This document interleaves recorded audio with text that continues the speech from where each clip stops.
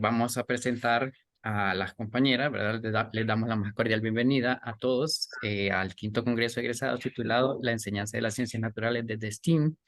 Yo voy a presentar un resumen de las hojas de vida de las colegas encargadas de la siguiente demostración. Las encargadas son la doctora Rosana Bulnes, quien es doctora en Química y Farmacia, es maestrando de la maestría en Educación en Ciencias Naturales con orientación en la enseñanza de la química.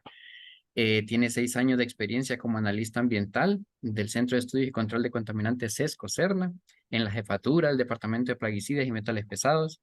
También tiene 5 años como analista ambiental en la Dirección de Evaluación Ambiental, la DECA, también de la CERNA. Es en el cargo de jefe del Departamento de Licencias Ambientales, es consultora ambiental, ha sido docente en el área de química de la Facultad de Ciencias de la Salud de la Universidad Tecnológica Centroamericana, UNITEC. También es docente del área de química de nuestra Universidad Pedagógica Nacional Francisco Morazán. La otra colega es la compañera Cintia Mariela Ortega, egresada del profesorado de Ciencias Naturales de nuestra universidad. Se ha desempeñado como docente de Ciencias Naturales, Química, Física, Biología en Educación Media en diferentes institutos gubernamentales y no gubernamentales. Actualmente es instructora del Laboratorio de Química del Departamento de Ciencias Naturales de la Universidad Pedagógica Nacional Francisco Morazán. También presento a la magíster Naomi Mitsui Espinal, quien es egresada también del profesorado de Ciencias Naturales de nuestra universidad. Tiene una maestría en la Universidad de Valladolid en Química Sintética. Ha trabajado como docente de Ciencias Naturales, Biología, Química en el nivel de educación media y fue instructora del Laboratorio de Química. Actualmente es docente de nuestro departamento. Las colegas nos darán una demostración con el tema específico sobre la extracción y separación de pigmentos fotosintéticos en hoja de espinaca por cromatografía de papel. Quedan en muy buenas manos, estimados colegas y compañeros. Un gusto verlos de nuevo, reconocer unos nombres en estos eventos. Un gusto. Así es. Muchísimas gracias, profesor Yajeri, por la introducción, por la presentación. Estamos muy agradecidas de poder tener esta participación el día de hoy aquí. Y como bien lo decía el profesor Yajeri, leer y decir, esta cara este nombre tiene una cara conocida. Entonces, qué bonito podernos reunir de esta forma. Y como bien lo comentaba el profesor Yajeri, estamos en una demostración. Vamos a compartir el día de hoy con ustedes esto que estuvimos desarrollando y validando, ¿verdad? Y vamos a tener la oportunidad en este momento de poder compartir con ustedes todas las experiencias que estuvimos haciendo durante este taller. En realidad, cuando nos comentaron sobre la participación en este congreso, pues a mí, la doctora Rosana y la compañera Cintia me hablaron del tema e incluso ya ellos tenían como la idea y como lo pensamos o lo enfocamos en STEM, entonces pensamos en que la clase de, bueno, la parte del taller de ayer y lo que respecta a lo que hemos estado participando el día de hoy, sabemos que STEM lo que quiere es enfoque y lo que nosotros también queremos promover en este congreso precisamente es promover esa comprensión interdisciplinaria dentro de las ciencias que incluyen el acrónimo de STEM, que sería la ciencia, la tecnología, la ingeniería y las matemáticas. Con lo que respecta a nosotros, que es la parte de la ciencia, estamos enfocándonos en este taller que lleva por nombre la extracción y separación de pigmentos fotosintéticos en hoja de espinaca por cromatografía en papel y queremos compartir con ustedes que esta práctica de laboratorio se puede hacer visualizando las diferentes áreas de las ciencias naturales. Podemos enfocarnos en temas de física, de química, por ejemplo, hablando sobre las densidades, la separación de fases, la parte de la solubilidad, las fuerzas intermoleculares, la solubilidad que tienen los pigmentos con solventes polares o no polares.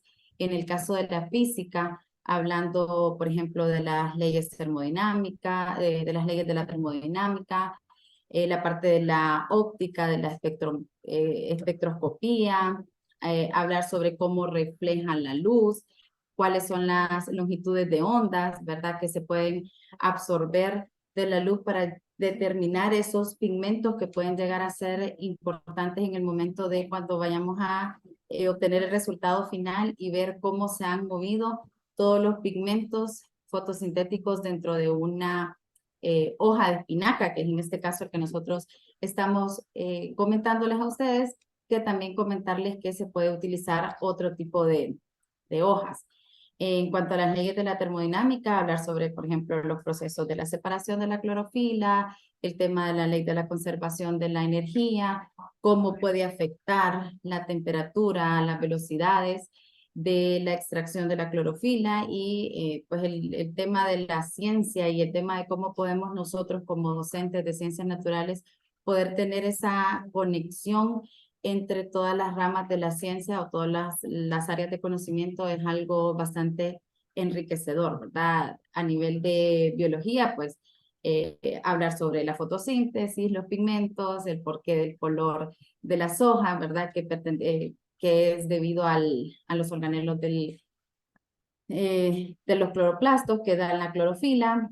Y entonces tenemos un sinfín de temas, ¿verdad? Que nosotros, pues dependiendo el nivel que tengamos la oportunidad de enseñar, vamos a poder tener también esas asociaciones de ciertos temas que pueden llegar a tener diferentes temas, ¿verdad? Y que de una sola actividad podemos también sacar eso que es el enfoque que queremos en este congreso, que es el STEM, ¿verdad? Precisamente tener esa comprensión interdisciplinaria.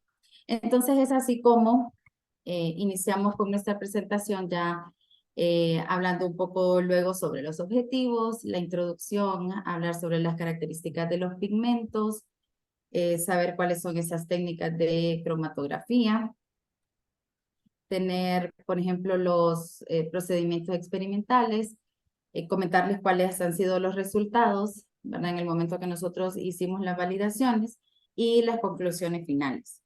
Entonces, dentro de los objetivos, me permito leerles el objetivo principal, que sería investigar y demostrar el proceso de extracción y separación de pigmentos fotosintéticos presentes en la hoja de espinaca, utilizando la técnica de cromatografía en papel. Luego tenemos algunos otros objetivos que también lo que pretendemos alcanzar es la identificación y caracterización de los distintos pigmentos como la clorofila A, la clorofila B, los carotenos, los carotenoides, con el fin de comprender la composición y la distribución de estos compuestos en la hoja de espinaca. Y por último, perdón, la aplicación de la práctica de la cromatografía como herramienta para la separación de compuestos. Entonces, en ese caso, como introducción, hablamos sobre que la espinaca, pues sabemos que, ya la vemos que es de color verde, ¿verdad? Entonces, sabemos que en la naturaleza tenemos esa característica que las hojas, las flores, perdón, y los frutos de las plantas presentan diferentes colores, ¿verdad? Y que eso está presente por los pigmentos. En este caso, pues, lo que refiere al color verde característico de tallos, de hojas, es precisamente por la clorofila, que es lo que nosotros vamos a estar hablando más en esta práctica. Entonces, ¿qué sustancias son las que le dan ese color a las plantas? Pues ya sabemos que es la clorofila y hablando específicamente de la espinaca, que sabemos que es una planta de interés particular, nosotros también elegimos la espinaca como para hacer esa extracción debido a a la disponibilidad que se tiene de la hoja, a que no es una hoja que es tan cara, ¿verdad? Porque en el caso de nosotros lo hicimos con estudiantes de una sección que está ahora mismo teniendo clases, entonces de alguna manera pues que ellos llevaran los materiales al laboratorio y que se les hiciera mucho más económico, ¿verdad? El tema de la economía también es importante. Y esta espinaca tiene una concentración significativa de clorofila y de otros pigmentos asociados que luego los estaremos comentando. las células vegetales de esta hoja tienen cloroplastos, que son los organelos que permiten tener ese color verde, y que en este caso de la espinaca nosotros vamos a tener los pigmentos de clorofila A y clorofila B, los cromoplastos y que los cromoplastos también tienen pigmentos como los betacarotenos, las antófilas y las antocianinas.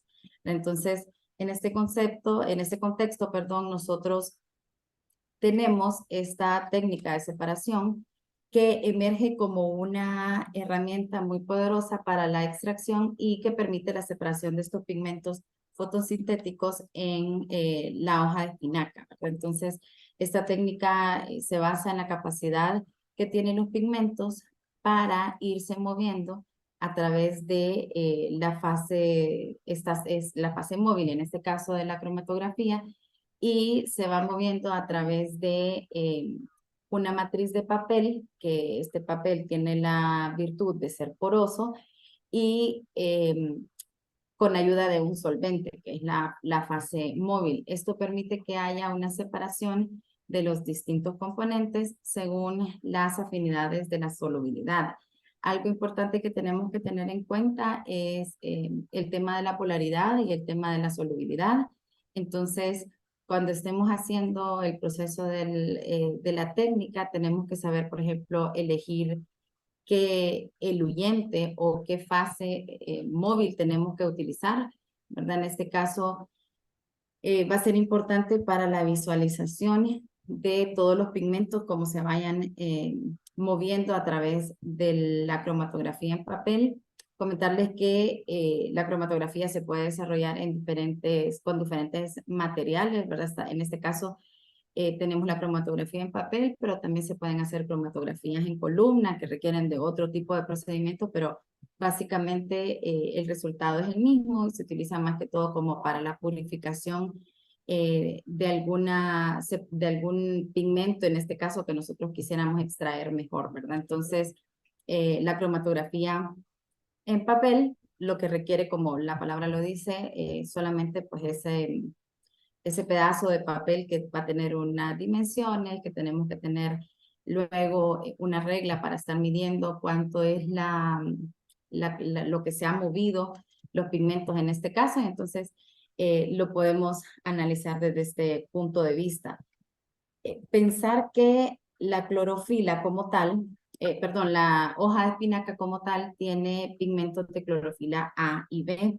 Estas clorofilas tienen la diferencia, no sé si logran alcanzar ustedes a ver aquí en la presentación, que tenemos que la clorofila A tiene simplemente en el carbono 3, tiene una diferencia que tiene un grupo metil, y la clorofila B lo que tiene es un grupo aldehído, ¿verdad? Pero toda es la clorofila, esa es la diferencia entre la variedad entre la clorofila A y la clorofila B. Esta, esta clorofila pues es lo que permite que se vayan desarrollando la fotosíntesis, que ya sabemos que es un proceso fundamental para la vida de las plantas, de las algas e incluso de algunas bacterias, y que pues permite esa transformación de la energía solar en energía química, ¿verdad? Y que esto entonces se puede ir desarrollando de esta forma. Además, tenemos que otro de los pigmentos que se encuentra, perdón, dentro de la hoja de espinaca, perdón, son los carotenos. Los carotenos son hidrocarburos que están formados por carbonos e hidrógenos, y estos se disuelven en solventes no polares. Por lo tanto, en el caso de que nosotros queramos definir bastante bien cuál es la separación entre los carotenos y la clorofila A y B, tendríamos que tener en cuenta la polaridad. Se me olvidó comentarles que la clorofila A y la B, pues también por este tema de que en el carbono 3 tienen esa diferencia de grupo sustituyente, se dice que la clorofila B tiene una mayor polaridad que la clorofila A, ¿verdad? Y eso también tiene que ver cuando estemos haciendo la separación, el tema de los colores. En el caso de la clorofila A, los colores son como verde en escalas parecidos al azul, como le podríamos llamar nosotros al buen hondureño un verde azulado. Pero la clorofila B tiene un tono verde, pero con tonalidades amarillas, pero entonces sería un verde amarillento, más o menos, ¿verdad? Sería esa diferencia que nosotros vamos a ir viendo en el momento que hagamos la separación de esos pigmentos en la cromatografía en papel. Y entonces los carotenos tienen, tienen menor polaridad y el color que ellos dan es un color amarillo que llega hasta conocerse como un tipo anaranjado. Aquí son abundantes en los betacarotenos y en el alfa-caroteno, ¿verdad? Esto es lo que se encuentra bastante, por ejemplo, en la zanahoria, ¿verdad? Para el caso, por lo que tiene ese color anaranjado. El caroteno, de todos los carotenos, el más importante es el betacaroteno y son estos los que cumplen con la función de fotoprotectores para la clorofila, para las enzimas y los lípidos y como pigmentos accesorios en la fotosíntesis, ¿verdad? Entonces, tenemos ahí ese pigmento que también lo vamos a encontrar en nuestra separación de pigmentos en la hoja de espinaca. Y luego tenemos las antófilas, que estas también son derivados oxigenados de los carotenos. Estos son solubles en alcohol, perdón, y por lo general son amarillos. En este caso de la solubilidad también es importante, entonces el tema de conocer cómo es la polaridad, cómo es la solubilidad y cómo es la parte en la que se van a ir separando todos esos pigmentos fotosintéticos va a ayudar para que el proceso de la separación sea mucho mejor, ¿verdad? Entonces tenemos ahí esas virtudes que nos van a permitir, esas virtudes químicas que nos van a permitir de alguna forma en el momento de la separación y ya en el resultado final poder identificar mejor cuál es cada una de esas sustancias. Dentro de la técnica de separación de la cromatografía en papel, pues tenemos ahí el procedimiento que inicialmente lo que hacemos es una aplicación de la muestra, luego se hace una ilusión y una separación, que aquí es donde se tiene que tener en cuenta el tema del eluyente o de la fase móvil, ¿verdad? Para poder identificar mejor cómo están separadas todas las muestras y en el caso final, o bueno, en la parte final ya el secado y el análisis de la muestra, ¿verdad? Que ahí es donde nosotros vamos a poder ir identificando cómo se han ido separando las muestras y toda una ciencia que la doctora Rosana nos va a comentar cómo se fue haciendo todo el procedimiento. En cuanto a esta técnica, pues tiene historias desde principios de los, años 1900. Incluso el científico que descubrió esto y fue haciendo esa separación de muestras en los años 1944 tuvo un premio Nobel, ¿verdad? Debido a esto. Se inició o se fueron obteniendo estos pigmentos de diferentes colores que fueron inspirando a que muchos científicos tuvieran la práctica de ir haciendo esta metodología, este proceso de separación y poder llegar a identificar sustancias complejas, ¿no? Entonces, en la Unión Internacional de Química Pura y Aplicada, en la UPAC, se define la cromatografía como un método físico de separación mediante el cual los componentes de una mezcla se separan por distribución entre dos fases, en este caso es la fase estacionaria y la fase móvil, y el proceso de separación obedece al equilibrio entre las fuerzas de propulsión promovidas por la fase móvil y las fuerzas, perdón, de retención generadas por la fase estacionaria.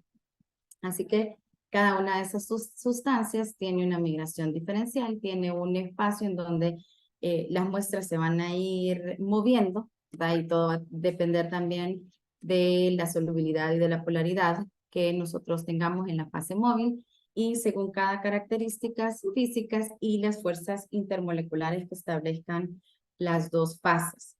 Los pigmentos fotosintéticos se van a ir separando mediante la cromatografía sobre papel a través de un proceso de adsorción física que va a tener que ver la polaridad de cada uno de los pigmentos y las fuerzas intermoleculares que se establecen con el grupo hidroxilo libre de la celulosa. Esto va a constituir el papel y con la estructura de la fase móvil, ¿verdad? Y entonces es aquí donde les podemos explicar un poco sobre las partes del cromatograma, ¿verdad? En el papel tenemos el solvente, que va a ser la fase móvil, va a tener que ver mucho para el resultado final y el éxito de la separación de las muestras.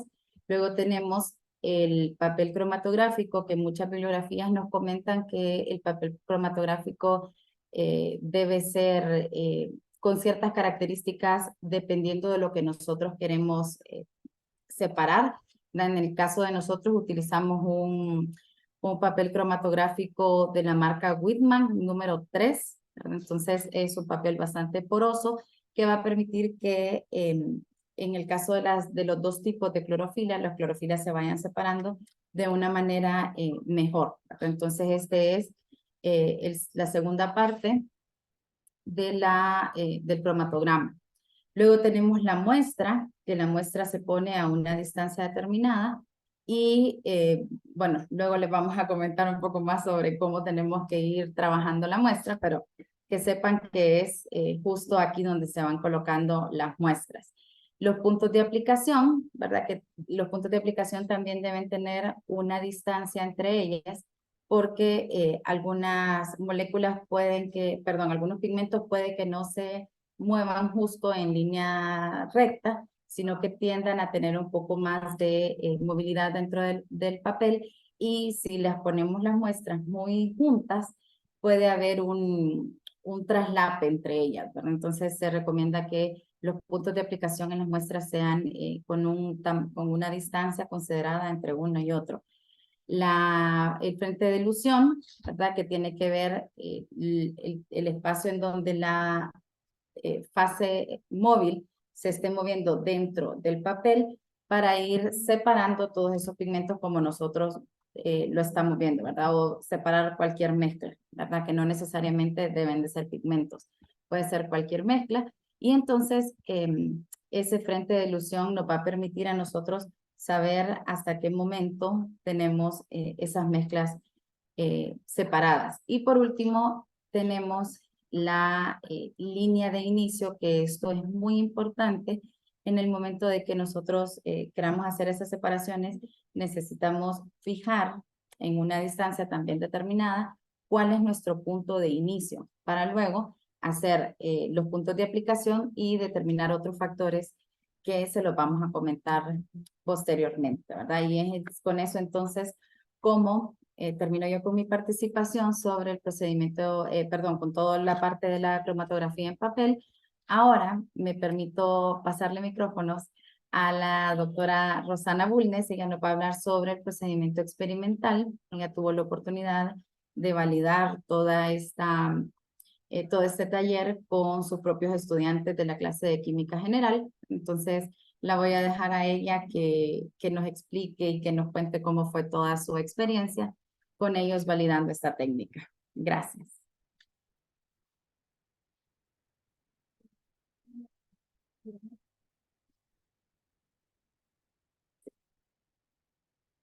Vamos a pedirle a los compañeros que están de comisión técnica que le ayuden a compartir pantalla, o que le den el acceso mejor a la profesora Rosana para que comparta pantalla, por favor. ¿Tiene acceso?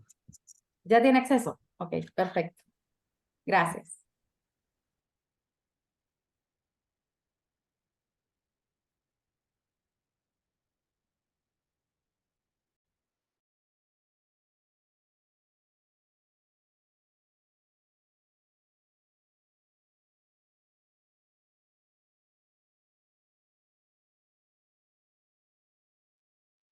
Ok, buenas tardes, muchísimo gusto. Un placer de nuevo estar con ustedes en este congreso, celebrando, ¿no?, lo que es la enseñanza de las ciencias naturales. Como lo decía la licenciada Naomi, un tema bastante interesante. Por acá miraba un comentario de un un participante, una participante que nos decía que ellos hacen este tipo de experiencia con sus estudiantes y total, ¿no? Nosotros acá vamos a ver cómo desde el punto de vista químico podemos darle otra visión a lo que es el procedimiento experimental de la extracción y validación e identificación de pigmentos fotosintéticos en espinaca, en este caso, ¿verdad? Como decía la licenciada Naomi, podría haber sido en perejil, podría haber sido en otro alimento bastante accesible y económico que pudiéramos tener a la mano, siempre y cuando nosotros tengamos bien claro qué es lo que queremos extraer. Vamos a ver que el procedimiento experimental que fue logrado gracias al apoyo de un grupo de estudiantes, a lo cual les vamos a mostrar al final, es un procedimiento que ustedes ya conocen, ustedes ya lo hacen, no es el punto ni el objetivo que hagamos de esta charla una clase, ¿no?, de procedimiento experimental de cromatografía en papel, sino que veamos cómo le podemos dar la vista, el punto de vista de lo que es la enseñanza STEM, porque mirábamos nosotros al principio que inicialmente dijimos vamos a extraer pigmentos fotosintéticos y los vamos a explicar desde el punto de vista químico. Pero después, haciendo la experimentación y leyendo e investigando, nos empezamos a dar cuenta que qué bonito sería y qué interesante, yo creo que es el objetivo de todos nosotros, sería de que un estudiante que sale de física, como decía la licenciada Naomi, y le explican energía, tipos de energía, energías renovables y todo lo que es el boom actual de lo que son las energías limpias, entrara a su clase de botánica e hiciera la experimentación con la extracción de pigmentos fotosintéticos y lo viera con los cloroplastos y los cromoplastos y estuviera haciendo ese análisis, pero que después pasara a química analítica y con un espectrofotómetro UV visible, porque esto está dentro del rango visible de luz, pudiera identificar esos pigmentos fotosintéticos y pudiera también hacer los cálculos de absorbancia versus función, longitud de onda, ¿verdad?, donde aparecieran los colores, y que llegara después a una clase, por ejemplo, de química analítica, ¿verdad?, que le explicaran esto, en bioquímica, que le explicaran, por ejemplo, el proceso metabólico de la obtención de energía, y así hacer un círculo, ¿no?, un círculo de enseñanza donde todos saliéramos ganando y los estudiantes se motivaran, como decía ayer la licenciada Marina, el interés, fomentar el interés en el estudiante en el aula.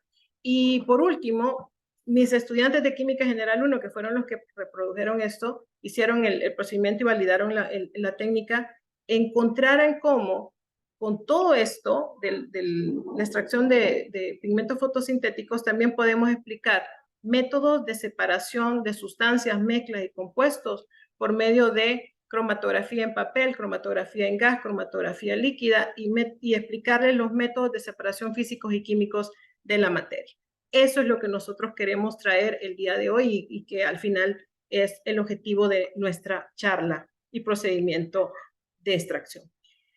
No me detengo mucho en los materiales reactivos, les cuento que a raíz de todo esto ya hay una guía de trabajo del laboratorio, la cual voy a proyectar al final si tenemos tiempo, que se les va a hacer llegar, donde está todo el procedimiento y la explicación desde la molécula de lo que es la clorofila, ¿verdad?, muy parecida a la molécula de la hemoglobina, solo que tiene sustituto en el átomo central, en vez de tener hierro, tiene magnesio. Y vamos a ver entonces ahí en la guía del laboratorio cómo se nos explican las cuestiones de polaridad y la afinidad polar con los solventes y las fases móviles y las fases estacionarias.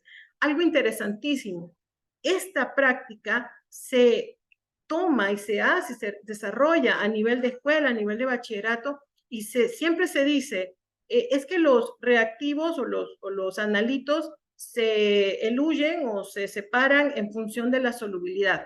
Eso no es muy cierto, eso en realidad es erróneo. La clave en la cromatografía, en este caso de papel, es ver cómo hay relaciones intermoleculares de los principios activos o metabolitos que nosotros estamos queriendo identificar con la fase estacionaria y la fase móvil, porque la fase estacionaria, aunque sea papel, no es inerte, no es totalmente hecha a un lado. Recordemos que tenemos ahí un compuesto químico que es la celulosa, con carbonos, hidrógenos y grupos hidroxilos que van a reaccionar y van a tener también una importancia bastante fuerte al momento de que, por ejemplo, si tenemos en este caso un pigmento que pueda ser afín a estos grupos hidroxilos, obviamente se va a retener y se va a salir, va a eluir de forma más tardía. Entonces, vean que no es una cuestión de solubilidad, es una cuestión más de afinidad polar y de fuerzas intermoleculares como fuerzas de Van der Waals o enlaces de puentes de hidrógeno que se hacen entre la celulosa del papel y lo que es el analito, que en este caso serían los pigmentos fotosintéticos. La preparación de la muestra, estos son mis estudiantes, ya lo vamos a ver al final. Nosotros obtuvimos hojas frescas y las lavamos cuidadosamente para evitar cualquier residuo. Solo lo voy a mencionar muy rápidamente el procedimiento. La secamos para evitar la humedad y que la humedad al final nos interfiera también, porque recordemos que si algunos pigmentos tienen una polaridad ahí intermedia, podrían llegar a diluirse y los podríamos llegar a perder al momento de hacer la cromatografía. Retiramos la nervadura y sí, eso es muy importante porque la nervadura también contiene algunos compuestos que podrían darnos interferencia al final con color, y también la nervadura impide un poco el hecho de que podamos llegar a los pigmentos fotosintéticos en el momento de hacer la extracción con el solvente.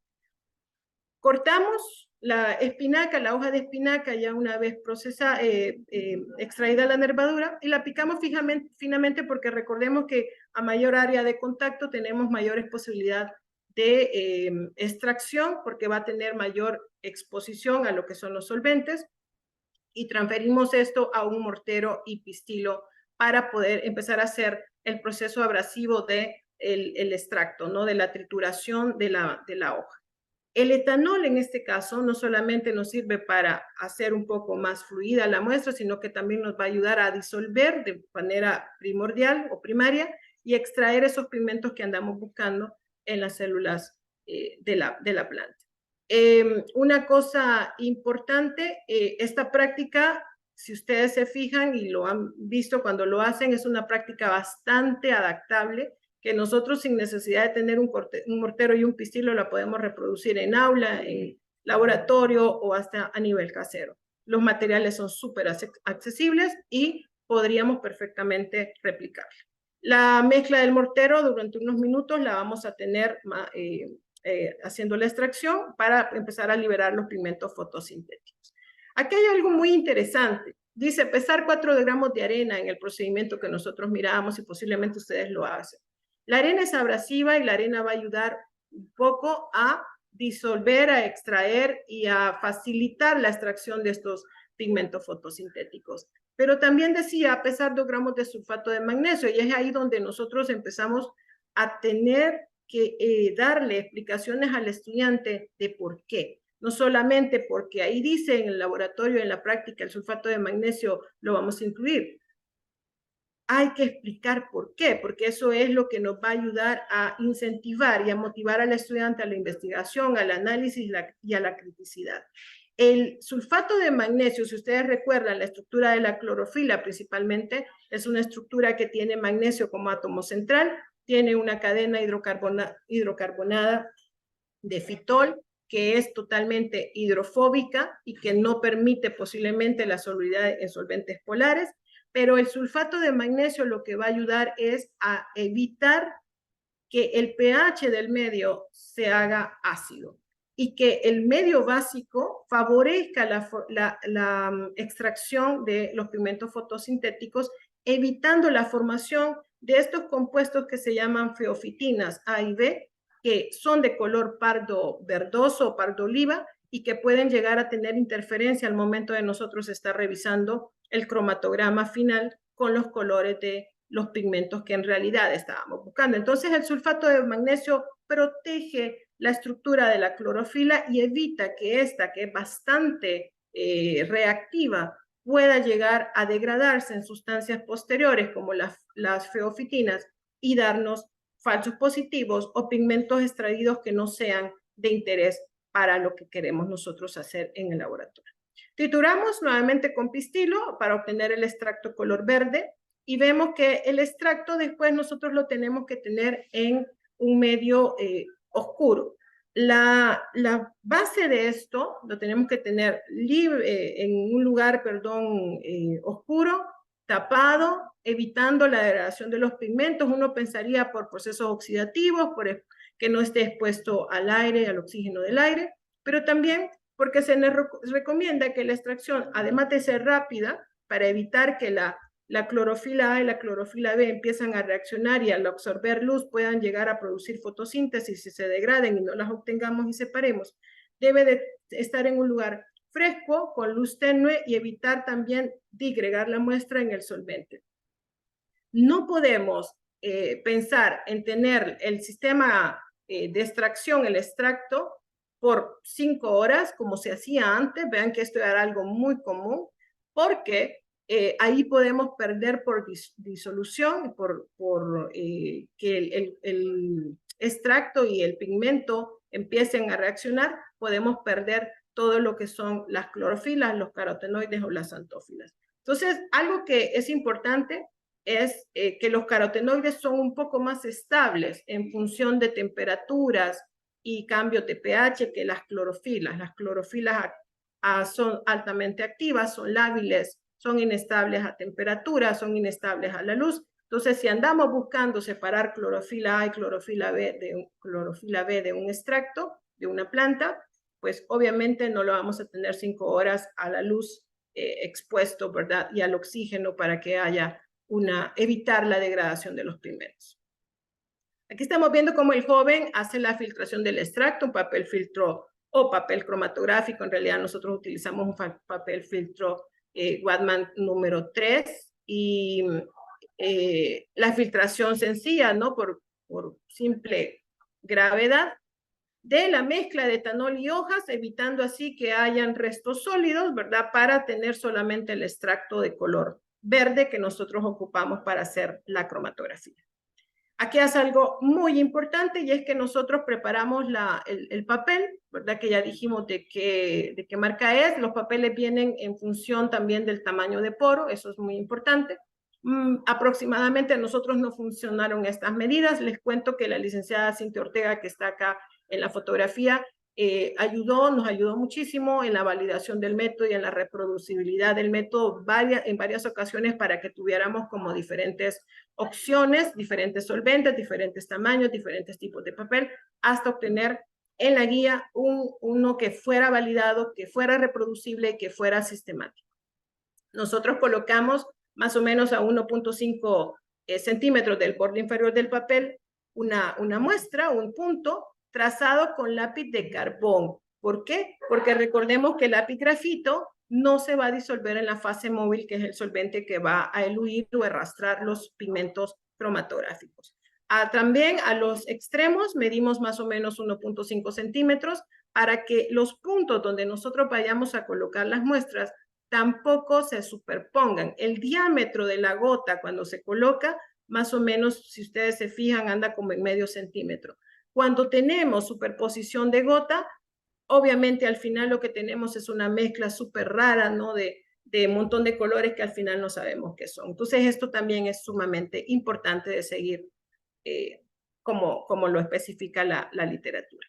Tomamos con una pipeta Pasteur o con una pipeta cualquiera o un gotero de 3 a 4 gotas por punto, formando una mancha aproximadamente de medio centímetro del extracto filtrado y dejamos que se seque. No colocamos inmediatamente en la cámara cromatográfica preparada para que se estabilizara un poco el solvente y se secara. Una vez que hemos hecho todo esto, ya tenemos un beaker preparado con nuestro solvente fase móvil o solvente de elusión, que para nosotros funcionó muy bien, acetona. Y lo probamos con acetona a grado reactivo y acetona comercial, y los dos resultados fueron óptimos y reproducibles. No hubo ninguna variación. Recordemos que la acetona comercial está más diluida, pero al final obtuvimos muy buenos resultados, por lo que les digo que la práctica se puede perfectamente reproducir en cualquier lugar.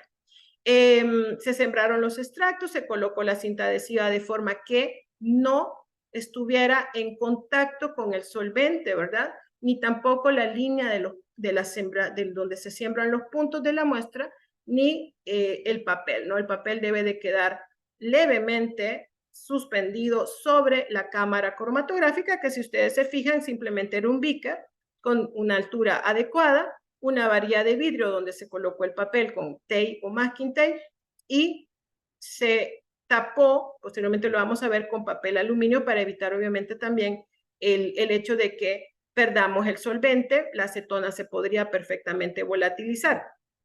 Antes se dejaban estas cámaras cromatográficas por mucho tiempo. Se dejaban 5 horas con el solvente antes de poner la placa de papel para pensando, ¿no?, que el solvente iba a saturar el sistema y que la cromatografía se iba a desarrollar de mejor forma. Actualmente se dice que estas cámaras, si uno las deja por mucho tiempo, al final el solvente se volatiliza, ¿verdad? Y no tenemos los resultados que requerimos. También, antes de pasar, se nos decía en algunas literaturas que estas gotas, para que secaran, se podían secar con secadores de pelo. Ojo que el secador de pelo con la temperatura caliente, más bien lo que hacía era degradar los pigmentos fotosintéticos, y entonces si se va a secar con un medio externo, debería de secarse en frío para evitar que se degraden los pigmentos y que al final no obtengamos lo que queremos. Este es el sistema cromatográfico ya tapado, ¿verdad? Debemos de taparlo con papel aluminio, evitando el ingreso del oxígeno, evitando la evaporación del solvente, esperar que el solvente corra por capilaridad por el papel y que obviamente vaya haciendo su trabajo de encontrar aquellos pigmentos que sean afines por polaridad o por la formación de enlaces intermoleculares con él. Las bandas, a medida que se van desplazando, uno las va viendo y va dejando más o menos reposar por 20 minutos el sistema, o hasta que termine de correr el solvente en la parte superior o llegue a 1 centímetro aproximadamente de la parte superior del papel que hemos colocado. Aquí ya se empieza a ver la visualización de los pigmentos, pero como el papel está húmedo, pues tenemos que retirarlo y ya poderlo dejar que seque, ¿no? Que se seque al aire, y una vez seco los pigmentos van a ser visibles como diferentes bandas de color, que es lo que ustedes han visto cuando han hecho esta práctica. Vamos a comparar las bandas de color con estándares conocidos de pigmentos fotosintéticos ya hechos. ¿Por qué? Porque de ninguna forma los tiempos de retención o de retardo nos van a indicar pureza de los pigmentos. Nosotros lo que podemos hacer es simplemente comparar ya sistemas cromatográficos en línea que ya existen, que nos indican más o menos dónde están las posiciones de los pigmentos fotosintéticos que queremos. Necesitamos registrar también las distancias recorridas para poder determinar los tiempos de retención o retardo, y este procedimiento al final nos proporciona un método preciso, fácil, sencillo de extracción de pigmentos, en este caso de hojas de espinaca, que pueden ser identificados aunque no cuantificados, ¿verdad? Recordemos que no estamos con un aparato espectrofotómetro UV visible que pudiéramos medir absorbancia y altura de picos, por ejemplo. La comparación de las bandas es esto que estamos mencionando, ¿no? Si ya hay estándares, que aquí pusimos una imagen de internet, pero hay estándares un poco más oficiales, donde nos dicen dónde están las posiciones relativas de estos pigmentos que nosotros andamos buscando. Si ustedes se fijan, siempre los carotenos aparecen en un color amarillento naranja en la parte superior, las antófilas son las bandas amarillas que se pueden identificar, la clorofila A es la banda superior verde un poco más oscura, creo, y la clorofila B es la más clara, que al final esto es lo que nos interesa al momento de determinar la dispersión, ¿no?, y la elusión de los solventes, y por qué, por ejemplo, las clorofilas B son más afines al papel y tienen estos factores de retención en fase móvil muy bajos con respecto a, por ejemplo, los carotenos, que eluyen fácilmente porque tienen mayor afinidad polar por la fase móvil, que en este caso fue un solvente de acetona. Les comento que hicimos las pruebas con etanol, y el mejor solvente que nos dio a nosotros, por lo menos en la validación, fue acetona. No quisimos trabajar con mezclas de éter, que sabemos que son fantásticas para esto, por cuestiones de química verde, ¿no? De aplicación de principios de química verde y evitar entonces la residualidad de solventes que después sabemos son altamente tóxicos. Pero viendo la observación de la tira anterior, vemos que se identifican las 4 bandas. Vemos también que hay una fase móvil que se tiene que marcar hasta dónde llegó el solvente para poder después sacar los tiempos de retención y retardo. Y el pigmento caroteno aparece en la parte superior, aparece una banda amarillenta debajo del caroteno que indica pigmentos de xantófila. Después viene verde oscuro, que es clorofila A, y verde claro, clorofila B. No es importante entonces el factor de retención para identificar pureza. Solo nos sirve para identificar distancias relativas o posiciones relativas en las bandas que obtenemos al momento de hacer la separación cromatográfica. Estos son la tabla de tiempos de retención que nosotros deberíamos de tener y que está en la guía de laboratorio que se preparó. Y vemos cómo la clorofila B tiene un tiempo de retención mucho menor que, por ejemplo, el caroteno, que podemos ver que ahí es el mayor de todos. Ahora, el tiempo de retención, el RF, está asociado al tiempo de retardo en cuanto a la afinidad polar con el papel. El tiempo de retención lo que me está dando es la relación o la afinidad polar con la fase móvil. Quiere decir que el caroteno es muchísimo más afín a la fase móvil que la clorofila de tipo B. Y aquí lo podemos ver mejor. RF significa factor de retardo o retención. Puede registrar el valor de RF conociendo las distancias recorridas por la muestra, que es el analito, el pigmento, y la distancia recorrida por el solvente. En el caso de la clorofila B, que es relativamente más polar que la A, se absorbe más intensamente en papel, tiene más afinidad con los grupos hidroxilos polares de la celulosa y presenta un RF de factor de retardo muchísimo menor, porque se retiene y no se eluye con el factor, la fase móvil utilizada.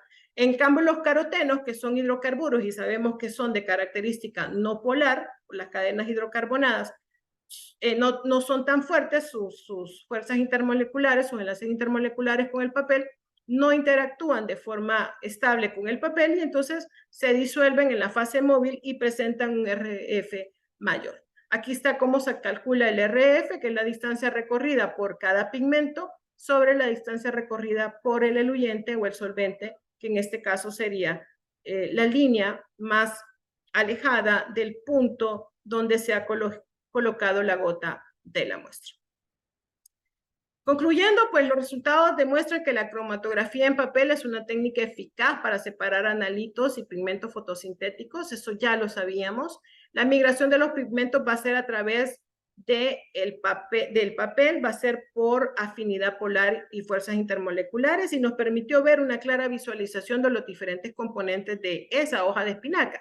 Decirles que esta fotografía es nuestro resultado, ¿no? Este es nuestro papel cromatográfico de la extracción y de la elusión de los pigmentos fotosintéticos.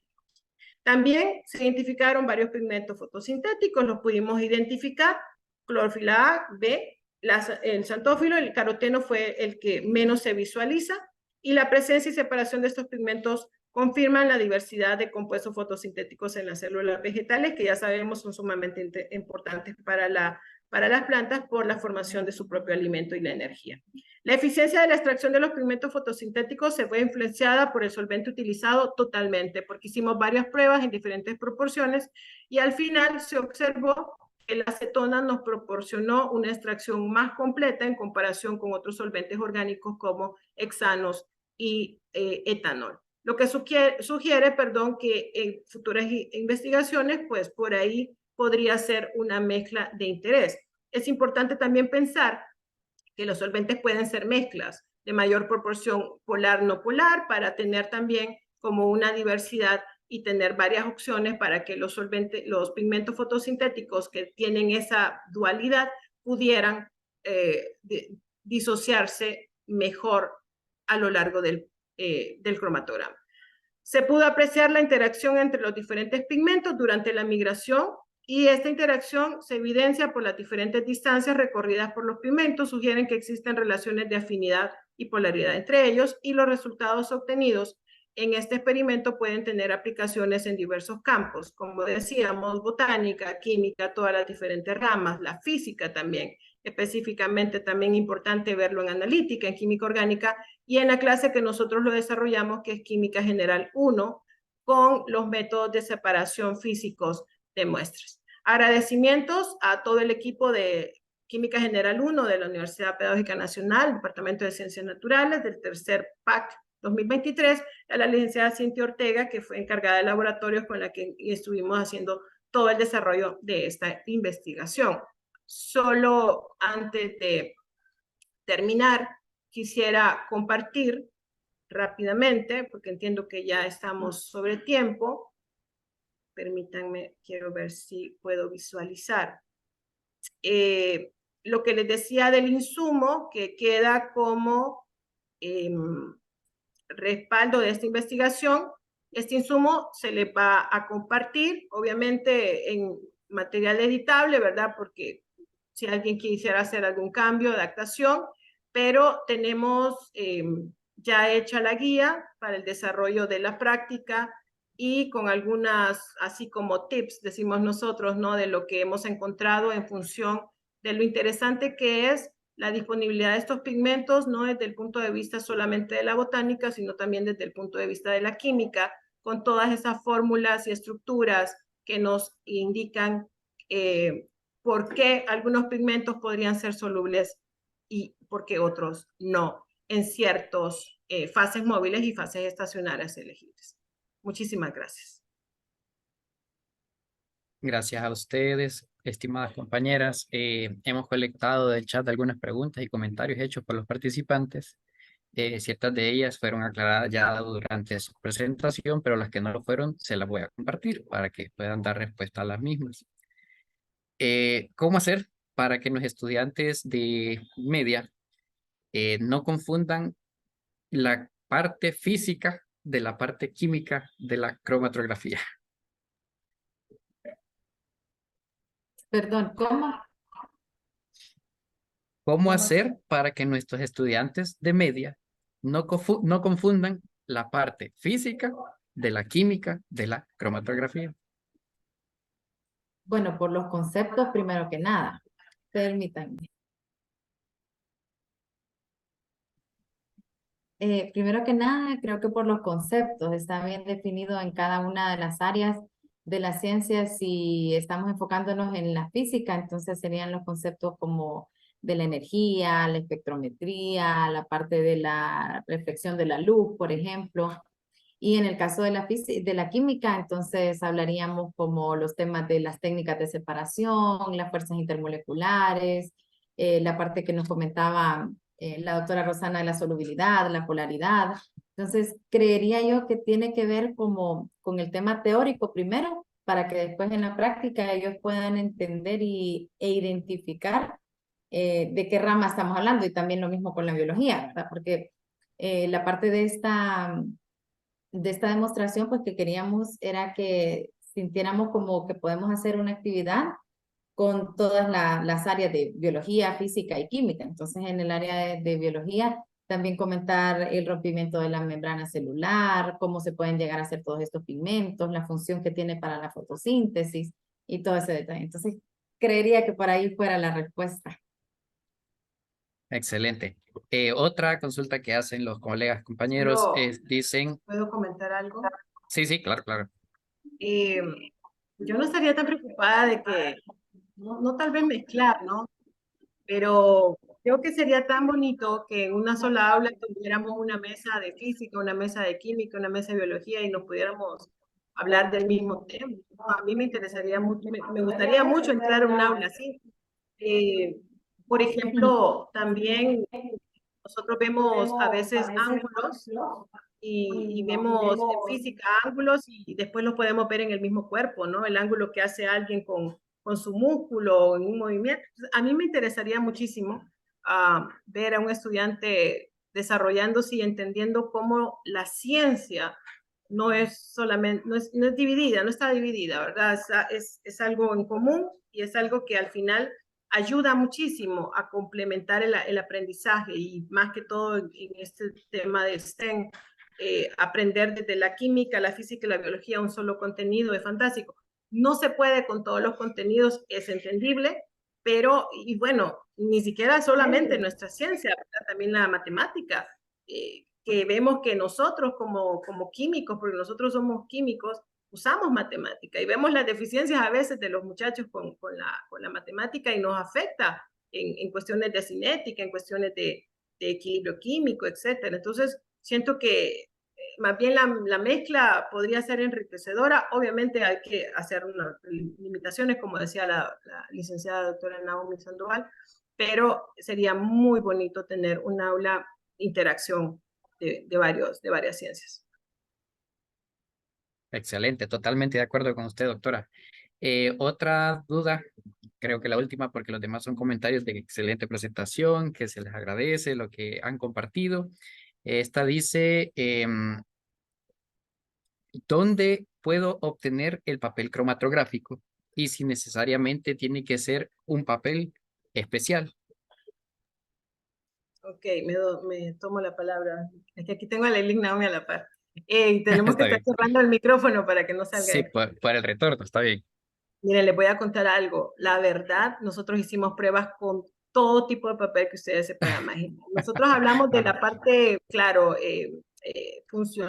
más funcional, ¿no? Que tiene que ser un papel marca Whatman, 3mm o marca Whatman, no sé qué tamaño. El poro también, pero al final fíjense que este sistema, y ustedes no me van a dejar mentir porque yo sé que lo han hecho, lo hacemos hasta con papel de percoladora, filtros de percoladora, y sale, y funciona, y lo hicimos, y también obtuvimos separación. Tal vez no es la mejor, ¿no? La mejor opción, pero claro, uno tiene que adaptarse. Vemos que en algunos lugares no tenemos papel filtro es caro, hay que esperar que venga la compra, no lo podemos comprar. Usemos papel absorbente, solo que hay que ver que sea un poco absorbente, porque si lo hacemos con papel tamaño carta de este que usamos para imprimir, eso no es absorbente y no va a haber una buena resolución en los tiempos de retención y en la ilusión de los pigmentos. Pero sinceramente es por protocolo, no en las guías que se maneja un tipo de papel que hay que respetar, pero si nosotros no tenemos, adaptémoslo. Cuando estábamos en pandemia, recordemos todas las adaptaciones que hicimos. Y en pandemia nosotros trabajábamos con papel de casa, trabajábamos con papel de toalla para secar, trabajábamos con papel de filtro de percolador. Entonces yo pienso que es adaptar y probar. Mientras la práctica se valide y funcione para cuestiones de enseñanza, yo creo que vale. Ok, muchísimas gracias, compañeras, por aclarar las dudas resultantes de la temática y por compartir con nosotros su tiempo y sus conocimientos. Ha sido para mí un honor moderar este evento y les voy a mostrar a manera de agradecimiento el diploma que se les va a entregar a cada una de ustedes. El diploma, Perdón, compañero, yo solo ok, quería comentar algo. De dígalo, lo dígalo. que la doctora Rosana estaba comentando, creo que la pregunta está bastante acertada con lo del tipo de papel, pero también hay que pensar que la fase estacionaria no va a definir tanto como la fase móvil. En el caso de la fase móvil es el oyente el que tenemos que saber elegir para saber ver cómo está la separación correcta. Eso. Listo, excelente. El diploma dice, se otorga el presente, el diploma de reconocimiento, bueno, a ustedes tres, ¿verdad? La Lic Rosana, la Lic Cintia María Ortega, quien me pidió que la excusaran, pues ella tenía una diligencia de emergencia que realizar y por eso no las pudo acompañar en este momento. Y a la colega Naomi, por participar como ponente en el quinto Congreso de Egresados de Ciencias Naturales y la Enseñanza de las Ciencias Naturales desde STEAM, desarrollado el 3 de noviembre del 2023, extendido en la ciudad de Tegucigalpa a los 3 días del mes de noviembre del 2023. Firman el decano de la Facultad de Ciencia y Tecnología, el magíster Carlos Gerardo Aguilar Núñez, y la magíster Zoila Maribel Moncada Paz, jefa del Departamento de Ciencias Naturales, con quien los dejo en este momento, pues ella es la encargada de moderar el siguiente evento. Un gusto Muchísimas gracias. saludar, compañeros, agradecemos, ¿verdad? A la doctora, a la colega Naomi, Agradecer y, como les digo, me alegra ver colegas, compañeros de promoción. Los invito a seguir con los eventos del Quinto Congreso de Ciencias Naturales.